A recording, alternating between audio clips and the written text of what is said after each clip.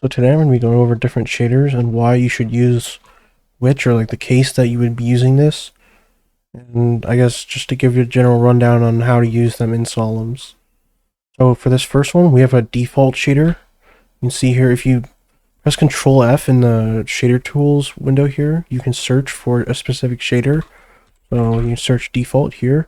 This is just an image texture. Like there's no specular, no normal. It's pretty flat. So usually you would use this for something like that's not that very big or noticeable. So it doesn't use extra like textures that it doesn't need. And then here we have the Spec Shader.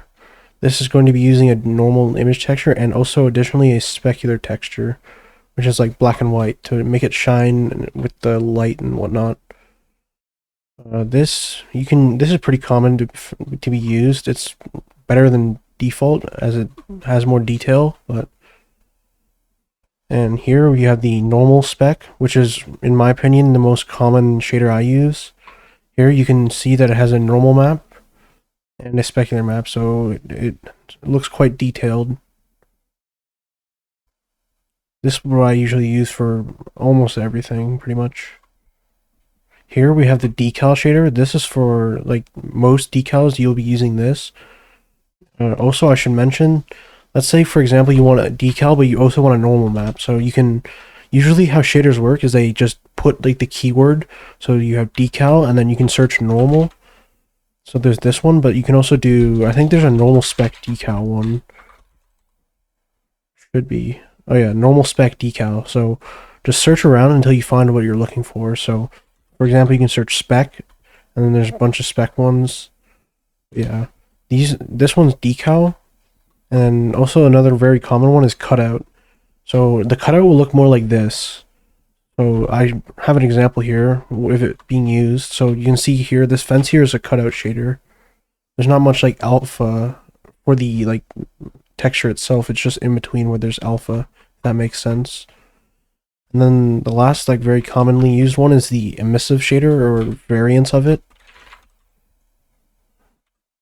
This here is just pretty self-explanatory. It like glows a bit, and you can change the emissive multiplier and the shader parameters like this. And also for all the other ones, you can of course change the shader parameters. For example, if you want the bumpiness to be more, you can change it. Same for the specular one. If you want it to be like really glossy, you can change the specular fall off to be higher, so like 300 or something. Or if you want it to be less, you can change it to like 40. And the specular intensity to like 0.4. But obviously all of this you can play around with until you get how you want it to look. And so for example here, if we're going to be creating a new like shader for our object, we already have the textures, but we need to create the shader. So let's say we're going to be using normal spec. Here we're going to go to our object. We're going to search normal underscore spec like this, click create. And if you go to the shader tab or material tab and go to the Sollumz tab, under the texture parameters, you can go to the diffuse. Diffuse is like the normal texture, the color map, whatever.